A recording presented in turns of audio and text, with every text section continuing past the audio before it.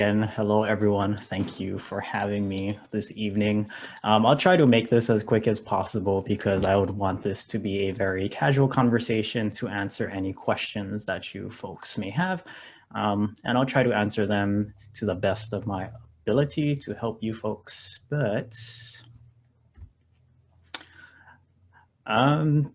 so for how long have I been designing for? Not really 84 years. Hopefully you folks have seen Titanic, but I have been designing for close to 13 to 14 years now. As mentioned, I'm originally from Hawaii.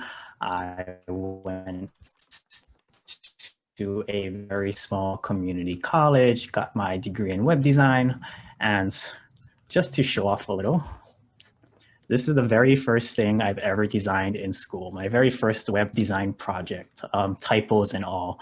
And I like to kind of show this just to show that, hey, we all start somewhere, like showing your embarrassing high school or intermediate school photos or whatever have you.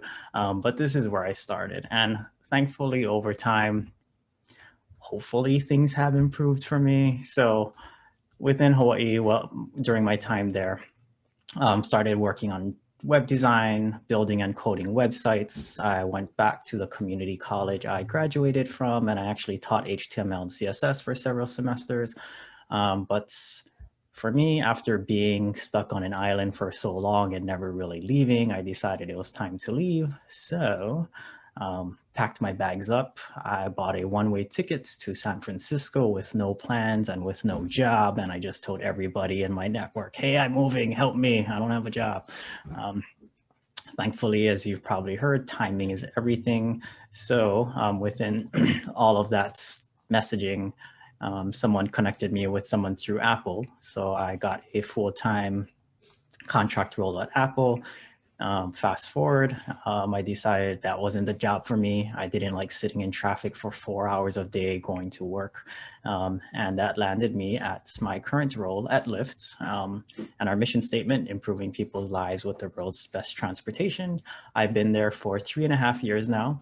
And full disclosure to everybody on this call, when I started at Lyft, even though I had years of experience behind me, I actually started from the very bottom.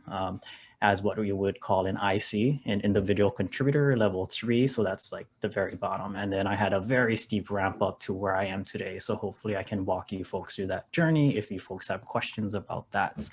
But specifically at Lyft, as Stella mentioned earlier, I worked on a product called Concierge, and this is a web portal which basically allows nurses to dispatch rides to patients to get to their doctor's appointments.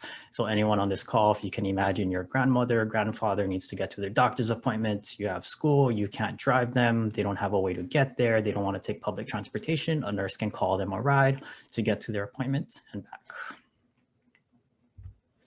But enough about me. Let's make this quick just so we can get to the Q&A after and discuss what we needed to discuss for the evening. And I think the 3 things that I will be focusing on tonight is portfolio advice, interviewing pointers, and networking recommendations. I wanted to start off with portfolio advice because I can give you all the advice on interviewing that I can, but if you can't even get an interview to begin with, it's kind of a chicken or the egg type of problem. So these are just going to be very high level portfolio recommendations from me that you folks can probably think about while you're building out your own portfolio. I feel like I had one more thought there. Oh, Stella did ask if I can share this deck after, which I'll be more than glad to.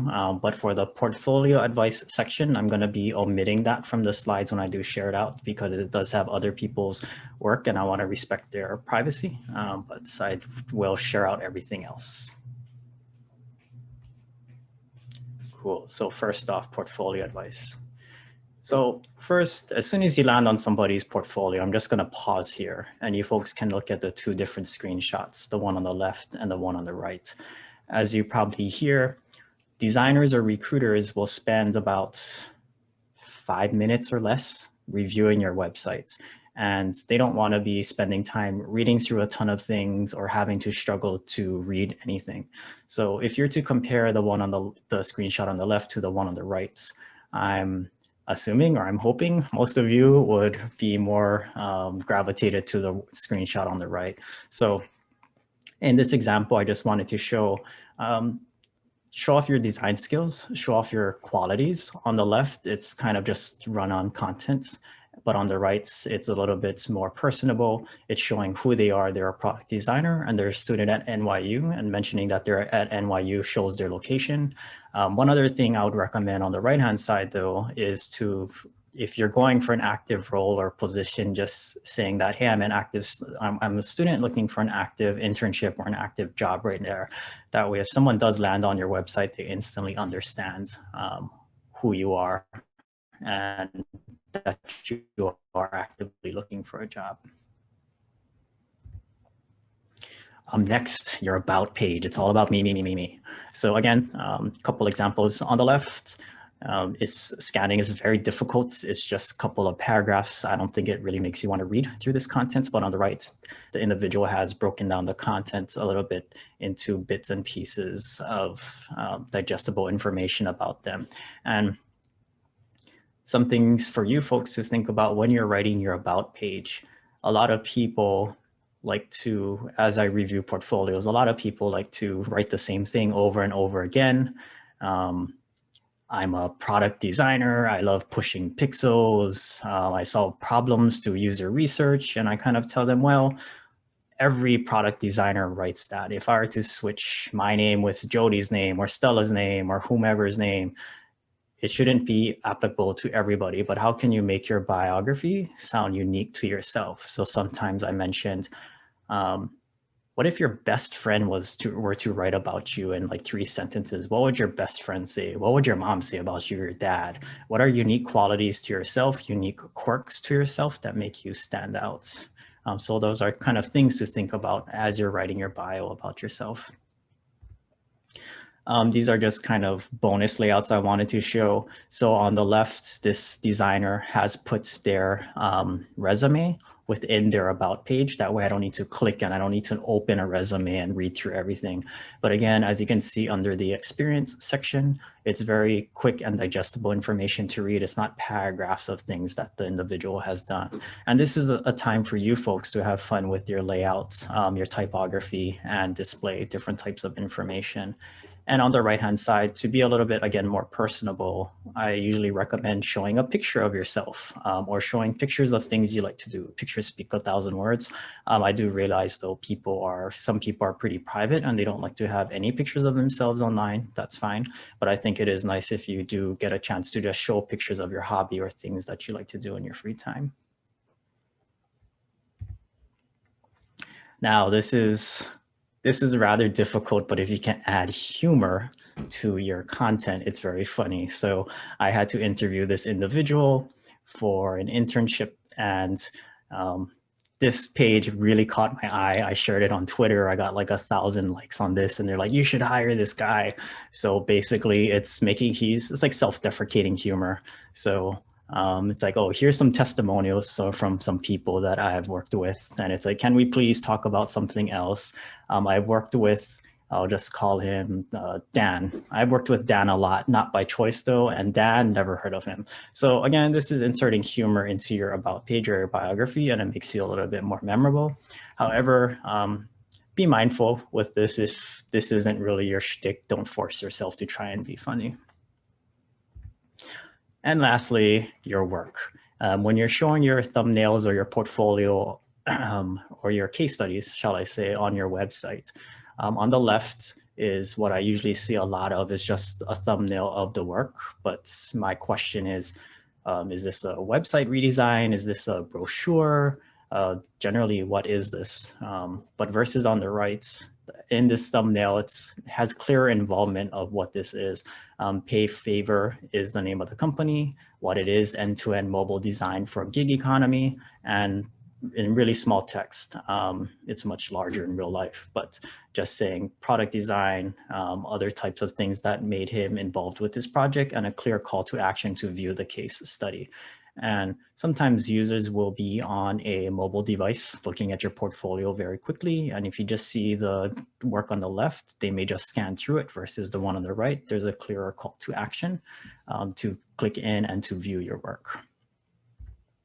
And lastly, as a bonus, again, these are just 3 different examples from 3 different designers' portfolios. When you're showing your thumbnails, this is the time for you to have fun, be creative, be bold, explore with colors, explore with type.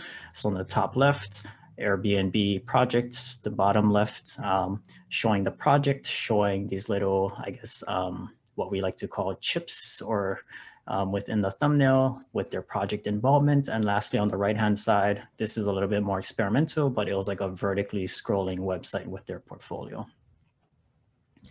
And for some of you on this call, you may not be, or how can I say this? You might have other hobbies you're into. You may love doing illustrations. You may love doing lettering, photography, typography, other things. So I like to mention in your portfolio, again, this should be about you. If there's anything design related that you can add to your portfolio that adds to your strengths, then I encourage you folks to do that. So for me, I like writing code randomly, but I like illustrating with code. So on the left is something I've illustrated, like a Rolex watch with HTML and CSS. And on the right, I like doing illustrations, but it's not my forte, but I've added it anyway. That way, when recruiters or designers look through your portfolio and they're like, oh, besides being a product designer, you have other strengths that you could bring to the team. So I think this is a nice quality that you folks can bring to the table if there's other things you like to dabble with, like animation or 3D or something like that. I think before moving on to the interviewing pointers, if anyone had any questions about any of the portfolio advice I just gave.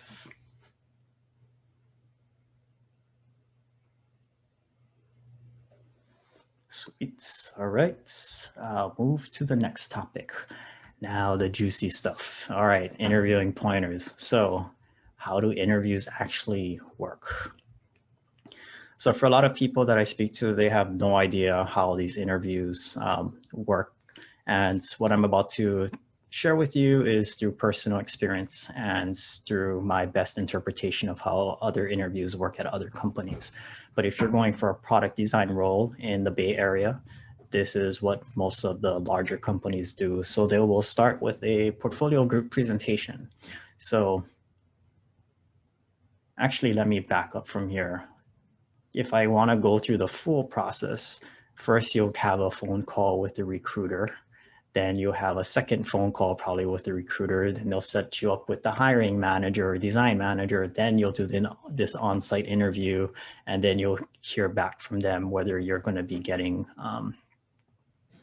an offer letter or an offer or not. And this whole process can take 5 to 8 weeks. It's a very long process. It's not just like, hey, we're going to interview tomorrow and in 3 days we'll give you an offer. But this is a rather long process. So sorry, let me jump back to this slide now. But general structure for this, it's usually 5 to 6 people. You're in a portfolio group presentation. So you present your strongest work to a group of 5 or 6 individuals and you talk about your work in depth. And this is usually done with a slide deck. Most people don't show their websites because it's, your case study should be a little bit more condensed. So everyone should be putting together some type of deck for their presentation. And this is where you have more contents to your project. And perhaps if you're showing real work from something that has launched, maybe you're showing stats and numbers that you can't publish on the website. Next, you'll break out into one-on-ones. So you'll meet with a designer individually. So one would be another project deep dive. Is there another project you can show? Or maybe the designer will have specific questions about what you presented during your group presentation. Next this is varied from company to company, but this is something we do at Lyft, what we call an app critique. And we will say, hey, download Instagram, for example, walk me through the app. And you'll walk through the designer with partnered with you, and you'll just talk about what are the things you like about the app, what are the things you don't like, what are recommendations, what do you think are business goals for the app, and just to see if you have the eye to understand what's going on within the app. Next, whiteboarding challenge. I think this is like the biggest, juiciest one people have asked about. I will skip this. I'll go over this next. But lastly, cross collaboration. Another person that may be in your interview probably won't be a designer. They might be an engineer, they might be a project manager, someone else on another team who has no idea about design, but they will probably ask you questions like, how do you work with someone who is not a designer? How do you resolve problems with someone who's not a designer? If you feel strongly that your design should be picked, how do you solicit that? And how do you really push for your design thinking? But let me take a step back. And the whiteboard challenge. What is this? The most scariest thing for everybody. I'm going to pause here. And this is a prompt that you may or may not get something like this. So I want you to think about this for a second. Design something that will remind me when to water my various plants. And as you think about this question or this prompt during your whiteboarding challenge, think about, I guess, how would you approach this if someone were to give you this prompt to their whiteboarding challenge? Would you start drawing and wireframing something, or would you start asking questions? My assumption for the group is hopefully everyone will start asking questions. Chris, how many plants do you own? Is your window facing north or south or east or west? How are you home all the time? What is your schedule like? So on and so forth. So for a whiteboarding challenge, my recommendation for everybody here is you're going to be given a very broad and maybe difficult prompt, but the key is to ask as many questions as possible and to show that you're being proactive, to start just writing everything down as you're doing this, whether it's in person or through a virtual call, and just letting the person on the call know like, hey, I'm going to be taking notes. Don't mind me if I'm not facing the camera or anything, but I just want to jot all these notes down. And we like to see the type of communication that goes on. What are the types of questions are you asking? Is it only design related, or are you actually thinking about business use cases? As a business use case for this, can the user be reminded to upgrade their pots or something? I don't know, something to make more money, or hey, we notice your watering can is too small. How about you upgrade your watering can to something better? And it shows that you're kind of thinking outside of the box. Now, this will be an interesting one for you folks to think about. When I say in this statement, design something, I bet everyone on this call, first thing, or on this virtual chat, first thing they thought about is, oh, let's make an app. I'm going to make an app to water my plants. But in the prompts, some people may be tricky like this on purpose. And it's like, I didn't ask you to specifically design an app. So my trick here that I'm throwing a curveball at you folks is, could anyone on this call actually mention, oh, how about we design a pot that can read the moisture levels in soil, and then the pot will remind you when to water the plant. That way you don't need a phone to be to rely on this to water your plants. And I just bring this up because as a designer, you're not only going to be designing apps all day long. Your problem or your skill as a designer is to be a problem solver and to think through these critical questions. So just be wary when you do get the prompt to take your time, read through the question and ask for these things. So if I were to see something like this, I would ask, are you looking specifically for an app? Are you looking for some type of websites? Can we break the boundaries? But a lot of times people will be specific and say design an app, but this is just something for you folks to think about. Cool. And Last thoughts with this is for the whiteboarding challenge is be curious and talk through your thoughts. During a whiteboard challenge, I think it's very uncomfortable if no one is talking and you're just kind of writing to yourself and thinking to yourself. Think out loud, don't be afraid. And I usually like to tell people during our whiteboarding challenge, I'm not here to sit and like cross my hands and like watch you do your work. I'm here as your design partner. So pretend we're working on this problem to design something for my plants together. How would we work as a partner? That way, the person giving the whiteboarding challenge, they understand how do you work with another teammates? Are you argumentative? Are you going to be someone where I can give recommendations and all you say is, okay, okay, okay, okay, but you never challenge me? How do you take feedback? Again, this is a way to assess your communication skills as well. It's not just about wireframing and designing something nice. Cool. I think while we're on the topic of whiteboarding, I can pause here if anyone has questions or if we want to wait till the very end.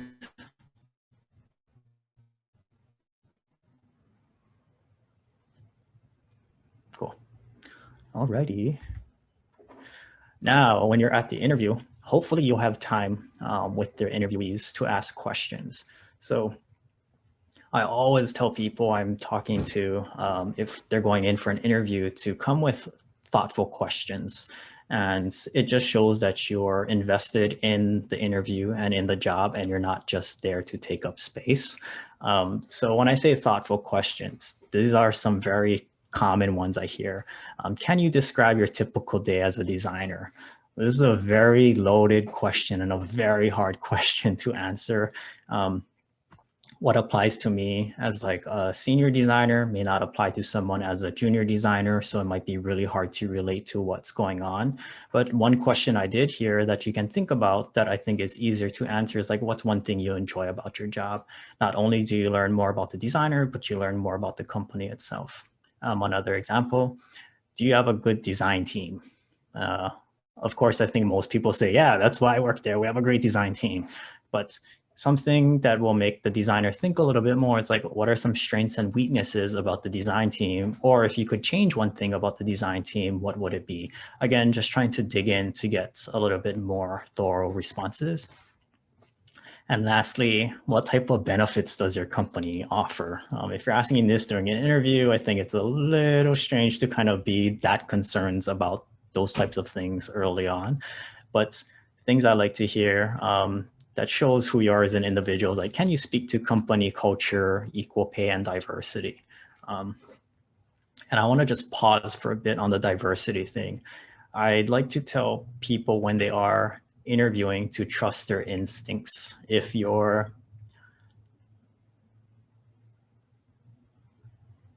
no offense to anyone on this call, if you're a female and you're in an interview with 6 older white males who are belittling you, but they give you the offer, will you want to take that job? I would put that as a big red flag. It's like, these are the people you're going to have to work with every day. And if you feel uncomfortable during the interview, even though it might be very tempting to accept an offer that is thrown at you, to trust your instinct and to question them. It's like, okay, if I take this job, what does your design team consist of? What is your male to female ratio, for example?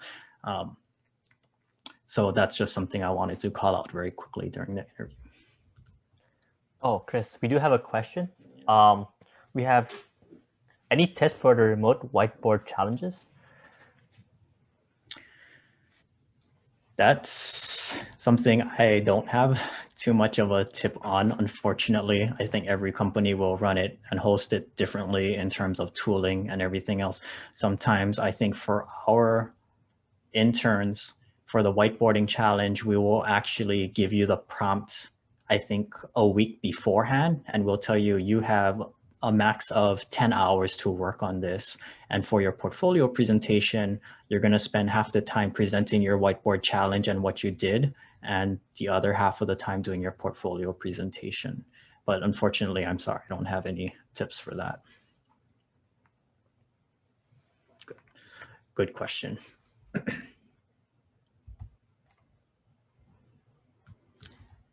And lastly,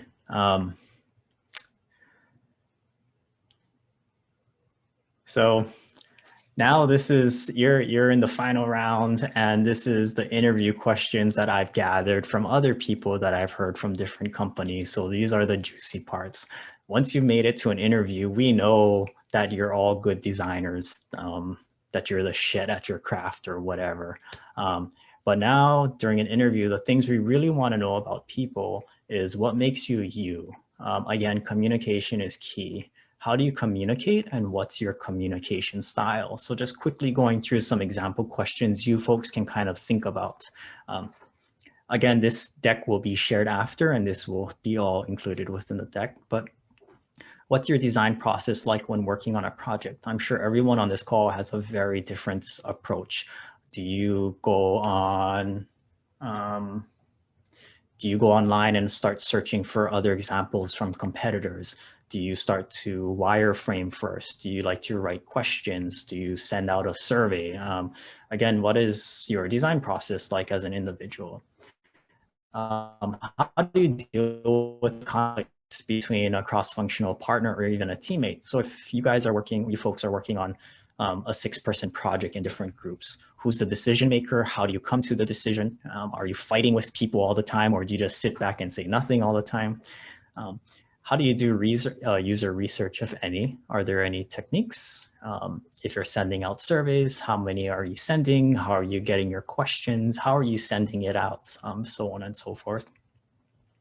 How do you balance MVP, your minimal viable products, and consistency and scalability in your projects? So basically, how do you design something big and scale it back to launching to something MVP? For some people, they come from other backgrounds. They have background in architecture, marketing, so on and so forth. But what made you want to switch from design to design from a different background? Again, what is your design process like if you needed to design a component within our design system? So let's say lifts, if you think of lift, it's like a pink is our color. But if I wanted to use a blue button, how would I advocate for using a blue button instead of a pink button, for example? I think this is an important one that most companies will probably ask is, recall a moment of failure. How did you internalize it, and what did you learn from it? So for me, I did bad in school. I got D's, I got F's, but what did I learn from that, and how did I move forward and learn from my mistakes? And then the last two, do you think about accessibility when designing your products? It shouldn't just be for me and people that I think like me, but thinking about your wide range of audience and who you're designing for. And lastly, again, business goals, I think, is an important one. Again, it's not a matter just designing something because it looks pretty, but what is it actually trying to accomplish in the end? If you can go to your project manager or your CEO and say, I did research, and if we change this pink button to blue, it'll increase our revenue by $1,000 a day or something, or $1,000 an hour. CEO is like, yeah, I'm on board. You did your homework. Sounds good. Let's change it. Versus, I just think it looks prettier when it's blue than pink. Then it's like, no, I don't think we're going to do that. So informing your design decisions. And I think my very last tip of advice for interviewing is just to own the interview. A lot of people get very nervous. It's very natural, but I like to tell people, think about it in this sense, that you're demanding the attention from these 5 to 6 individuals who are very curious about you. They know you have the design skills because they've already vetted you. They've already looked to your portfolio. So think of yourself as like a speaker at a TED Talk or something, and they're very interested in seeing your work. And to have that type of mindset versus, oh no, I'm being judged like severely, and then you get even more nervous. But again, own the interview and just realize that, hey, they are here to listen to me talk, and I should feel like I'm the shit. And yes, focus on me and have fun with the interview, talk and be yourself, and just go through your work as you normally would. I will pause there if there's any questions about this interviewing section. Oh, we have another question. Sure. What qualities are you looking for during an app critique?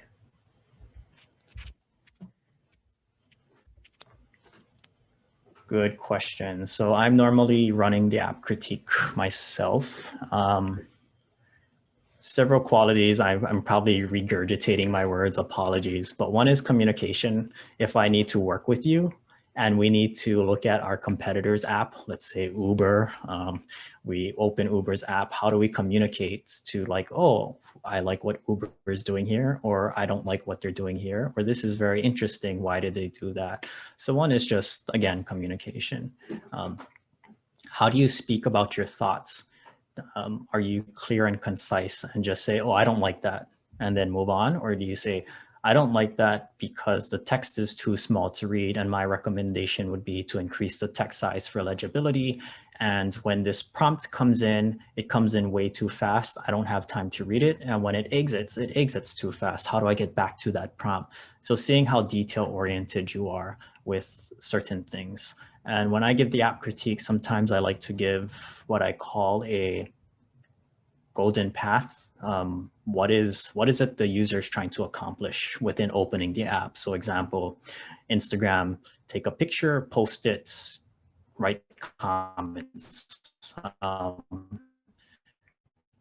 Lyft, call a ride, jump in the car, get out, get to your destination. So can you focus on that path and kind of come up with problems that you may see arise in the app? And lastly, I think design cohesiveness. If you can look at the entire app as a whole, like do the button colors and sizes match on each screen? Do the text sizes match on each screen? In general, does the app match the branding? If you were to think about a company like Patagonia, I don't think you would think black and white and very, I guess, sterile. You would think of something a little bit more warm and vibrant. So does branding match what the company is trying to say?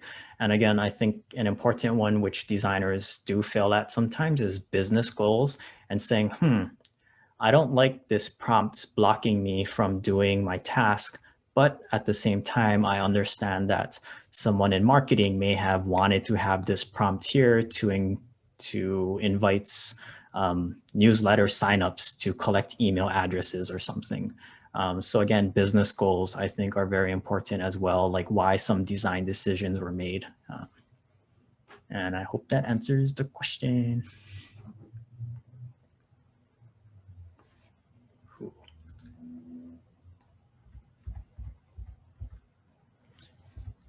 Sweet. And lastly, networking recommendations on my behalf if you're trying to just get out there and meet new people or just chat to new people. So one question I normally get either on Twitter or LinkedIn, it's like, can I get feedback about my portfolio? And that's usually my response or my face when I read that question. It's like a very loaded question. While I don't mind giving feedback to people, it's a very daunting question. Imagine going to a mechanic and asking the mechanic, can you fix my car? I'm sure the mechanic will work with you to identify specific problems with your car before starting any work. So if you're going to approach others and ask them for portfolio feedback, whether it's your classmates, your instructor, so on and so forth, try to be as specific as possible when asking for feedback. For example, my resume, can you review my resume and my portfolio? My about page, I rewrote my about page. Does it make sense? Asking for these little tidbits of advice and very focused feedback will get you better results versus a very open general statement. So usually if someone were to ask me, can I get feedback about my portfolio? I ask them, okay, what specifically are you looking for feedback on? If it's a specific case study, can you let me know which case study it is? What section of the case study? What exactly is your concern about the case study? So just to be a little bit, again, mindful about your questions. Cool. And I should have fast forwarded to this slide, but this is what I was just mentioning. Again, reviewing site takes a lot of time. So just be mindful when you're asking about these things. And if you are reaching out to an industry professional, sometimes it doesn't hurt to offer to buy them a virtual coffee for their time or something. And if you're going to be reaching out to design recruiters or university recruiters, the when and how. So I like to usually recommend earlier in the week, the better. So if you're to reach out to somebody on a Sunday evening, or Monday morning or Tuesday morning, it'll be fresh in their inbox the next day. Versus if you're to reach out to somebody Wednesday, Thursday, Friday nights, especially Friday, no one's going to be reading their email. So if you're going to be reaching out to recruiters or another designer, I think earlier in the week would be better. Be thoughtful when you reach out to them. Again, it's not like, hey, I'm graduating. Do you have an internship for me? Tell them a little bit about yourself. It's like, hey, my name is Stella. I do X, Y, and Z. I'm very interested in your company because of 1, 2, and 3. Is there a way I can learn more about your university internship program? Or I've heard so much about your university internship program. Is there anything that we could chat about just to learn more about your program, because I'm very interested in applying or something. Again, a thoughtful message will go a lot further. This next tip can be daunting, tracking your progress. Some people, even when I was job hunting in San Francisco, starting a spreadsheet and just making sure, hey, having the recruiter's name or someone's name, their email, the date, and maybe a link to the job posting or something, and just seeing where you are with all of these individuals, and just making sure you keep action items on yourself to follow up with these people. LinkedIn is where I think everybody is right now. So if you don't have a LinkedIn page, I highly suggest making one. Even if you don't have too much to contribute, just have a footprint there. I usually recommend as well, if you're searching for a job actively, to sign up for their premium services, which is free for a month, and use the premium services. I think paying an extra $30 a month, if it's possible, to pay that extra money, because it's helping you get basically a job, and this is your well-being. So to pay that extra money to subscribe to premium and take advantage of its services.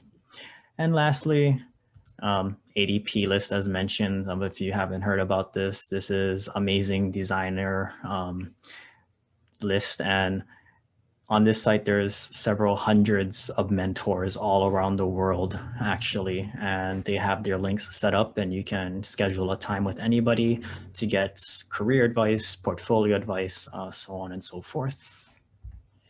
Shameless plug, I'm on ADP list.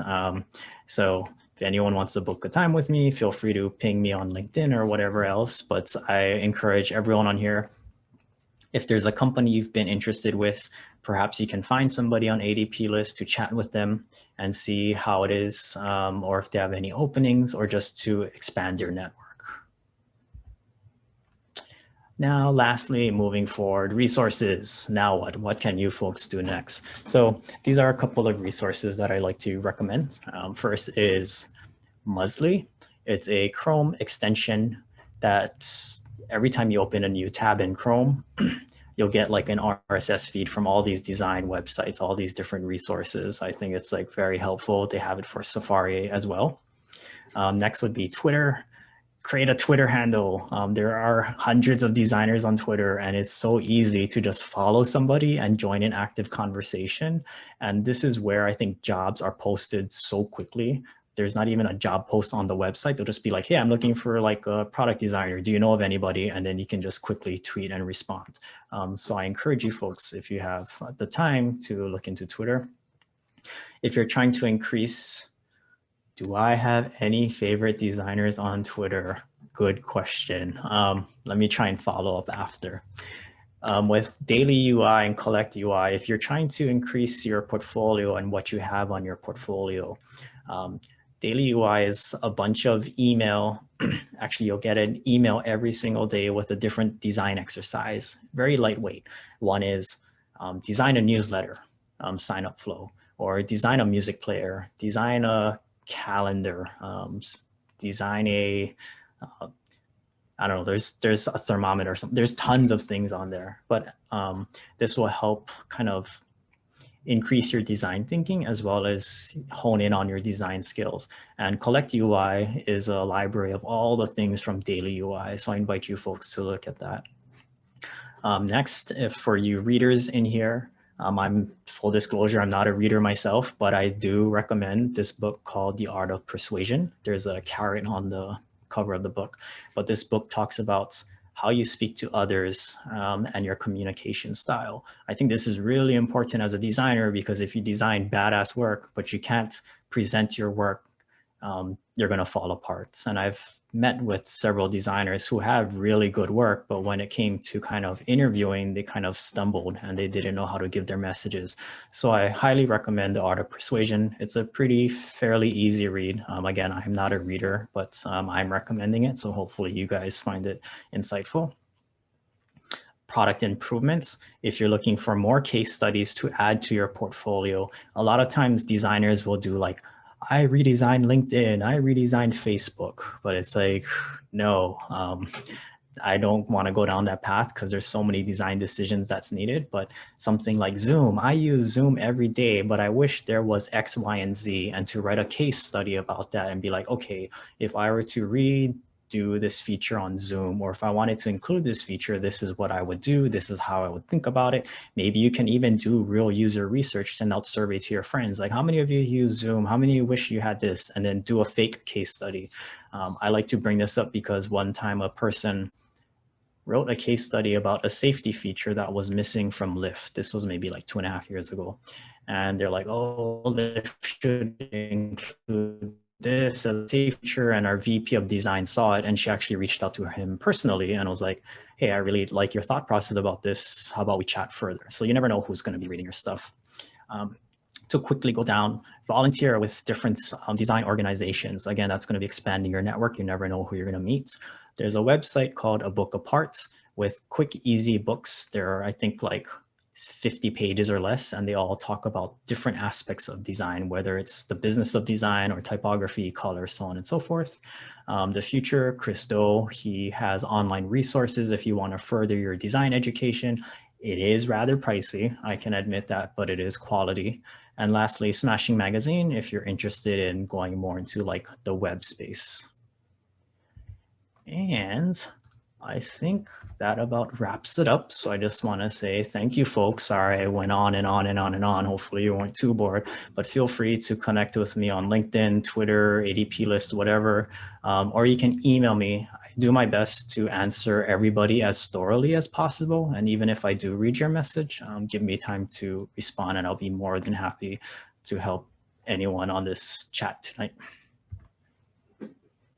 Perfect. And we also have another question. How should I reach out to designers and ask them to be my mentors? Sometimes I am too scared to reach out because I can feel daunting. Good question. So mentorship is a tough word. A true mentorship lasts for months or even years. It's like, oh, Chris, can you mentor me as a designer? So usually with ADP lists, what they do on that website, it's more, I think, one-off reviews. So I think it really depends what you're looking for. I think if you're looking for an authentic mentorship, that's going to be a little bit harder to come across because that is a lot of time and effort. And I think usually you're going to have to pay for some type of coaching or mentorship, and there are paid sites. But if you are on ADP list, it is like a free service. People will give up 30 minutes of their time. So I think it's an easier barrier for you folks to just go on the website and try to book a time. And again, try to be mindful with why you're reaching out to somebody. It's like, hey, I looked at your LinkedIn, I looked at your professional career. It really sparked my attention that you did X, Y, and Z. I'm a student studying the same thing in 1, 2, and 3. Is it possible to schedule some time with you? And I invite you folks, even if they don't have time, we have like a Calendly link where you can sign up for these meeting spots. Even if they don't have time on their calendar, message them on LinkedIn and be like, hey, I saw you didn't have time. Is it okay if we can try and schedule a time? For me, I try my best, even if people reach out to me on LinkedIn and I don't have anything on Calendly, I try to meet their requests because I know what it's like to be a student, to not have resources and to kind of yell into the void and have no one helping me. So sometimes people will reach out to you and be like, yeah, I don't have time on my Calendly, but I have time I'm free in like 30 minutes. Can we hop on a 30-minute call then? So I think just approach somebody as though you would want to be approached as well.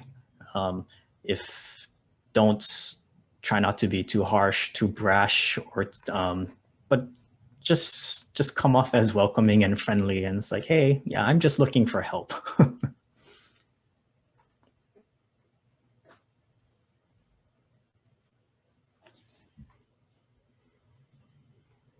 Cool. So as students, I'm sure we do.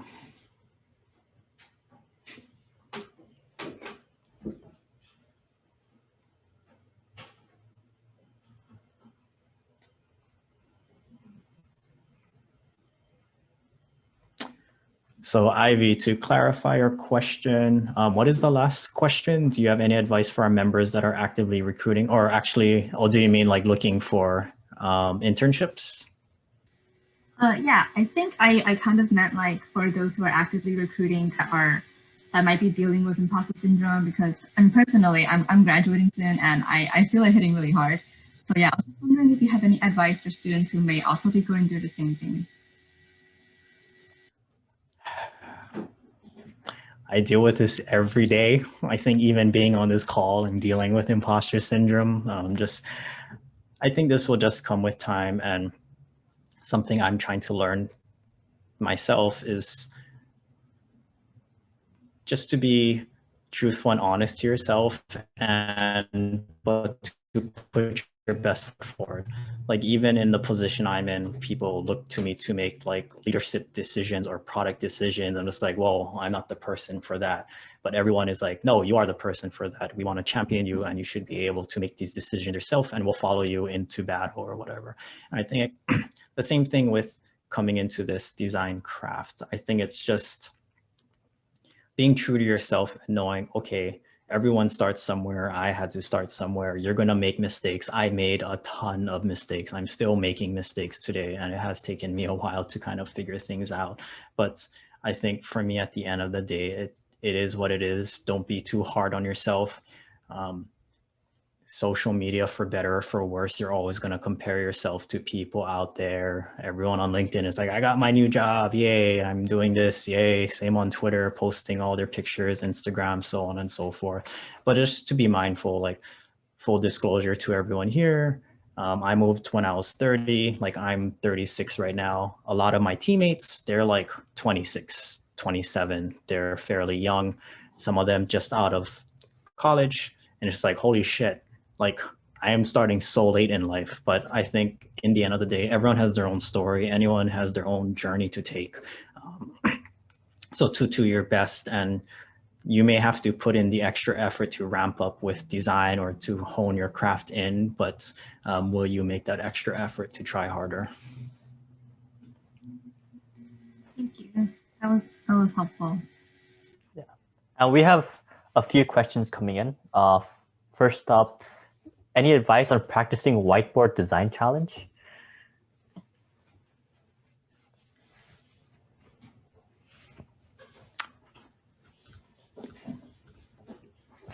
I think this is,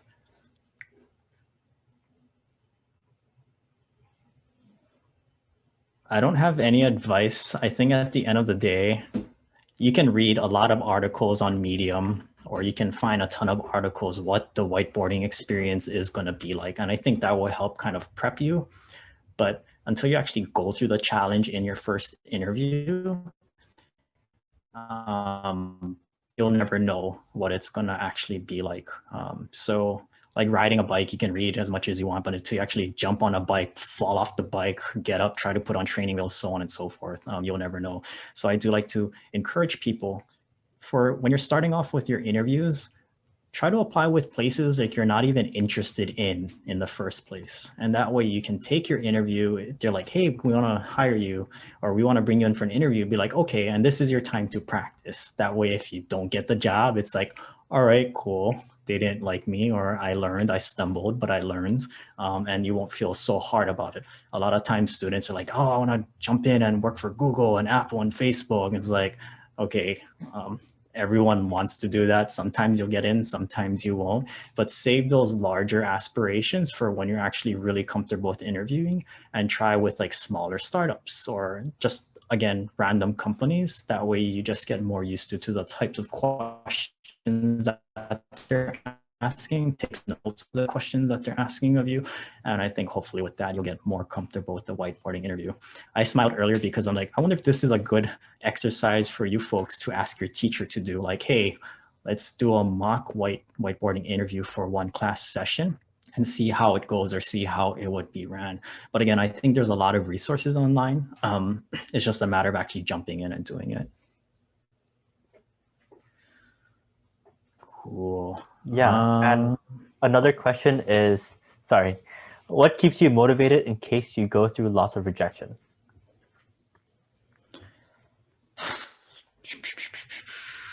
So when I was applying for Lyft, I was in between Apple and Lyft.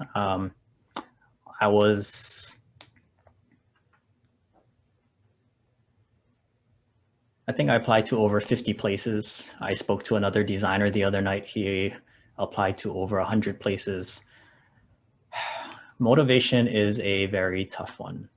I think with resources out there, with these virtual chats, it's nice to connect with another designer from time to time, or even your classmates. Hopefully you can chat with them and just have like a 15 to 20 minutes casual conversation. Even a venting session may help, just to help the other person listen to you. I think what I do like to tell people that I speak to, or the mentees I speak to, we are in a very weird time with COVID and shelter in place. And this is like something not seen in our lifetime. So not to be too hard on yourself on that. Unfortunately, I've lost a lot of like good teammates because of layoffs. Other companies have laid off a lot of designers as well. So that just increases the pool of people that you're going to be competing with. So easier said than done, but don't be too hard on yourself when applying for jobs. And again, I think social media, it's finding that balance of what to read and what to tune out. Because if you always see like, I got the job, then you're going to start feeling really shitty about yourself and trying to really figure out, okay, when is it time to turn off and when is it time to turn on? I had a follow-up to that, but I just lost it. And I realized we are at time. I realize, Jody or Stella or whomever, there are a lot of questions coming in. I am more than happy if you throw that in like an email or something. I can try and just answer them via email versus trying to rush through all these questions, and hopefully I can get through as many questions as possible. Oh yeah, perfect. Oh wait, so are we good then, like with the event then? I mean, I can keep going. I want to be mindful of everyone's time on this call as well. So I guess the ball's in your court. Okay. I just want to be mindful with your time too. Like if you have to go, of course. Maybe we can just like limit this down to like one more question then. So what would you tell your past self to avoid doing or to practice more before getting into this industry?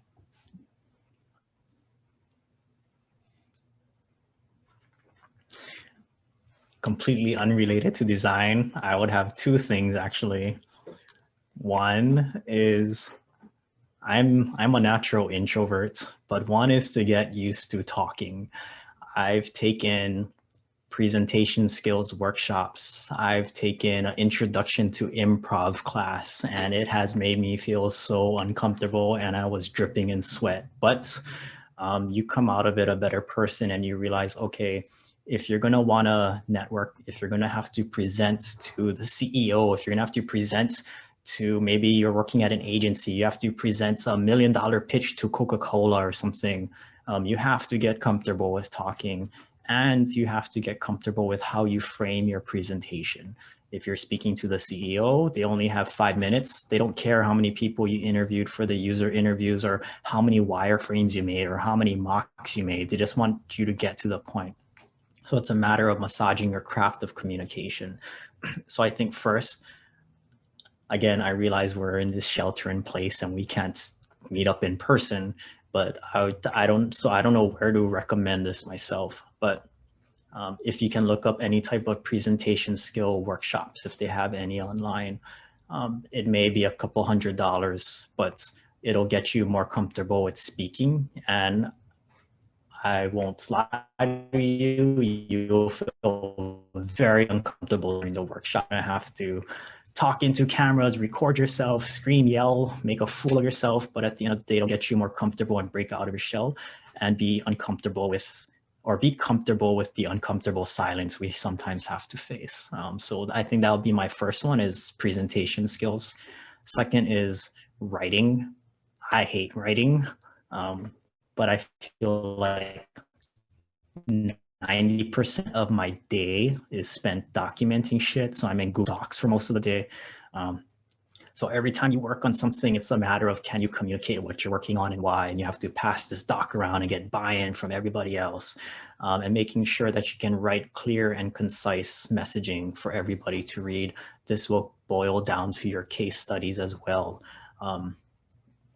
Perhaps I can share some portfolio websites as well, with strong case studies. But if you're writing your case study and it's like paragraphs and paragraphs and paragraphs, no one is going to read it. But can you break that 3-paragraph statement you have about what you did in school to maybe 3 bullet points? Then it's so much easier to digest. And I like to tell people that your case study should be like, kind of like a movie trailer. Like you see the trailer, you get all hyped up. You're like, oh, that movie looks so great. I want to see it. So that should be your case study. But when it comes to your actual deck and your actual presentation at your on-site interview, that's like your movie. It's like, okay, now I'm going to give you like the full breadth of everything there. So yeah, I think so. Rewinding to the original question, I think one would be presentation skills and how you communicate to others. I'm sure everyone has to do presentations in class as well or online and talk about your work. So that's, and 2 would be writing. Okay, perfect. And thank you so much for taking time of your day to come here and speak to us and answer all our questions. I'm sorry, everyone, for if I didn't get to your question. There was a lot of questions coming up, but if Chris, you would like take the time to like answer of just a few of the questions via email, we can like post it later on our social media or other places like that. But yeah, thank you everyone for coming. We really appreciate you guys coming through, listening to our wonderful speaker today. And yeah, it was great seeing you all. Sweet. Thanks you all. And if there's further questions you have,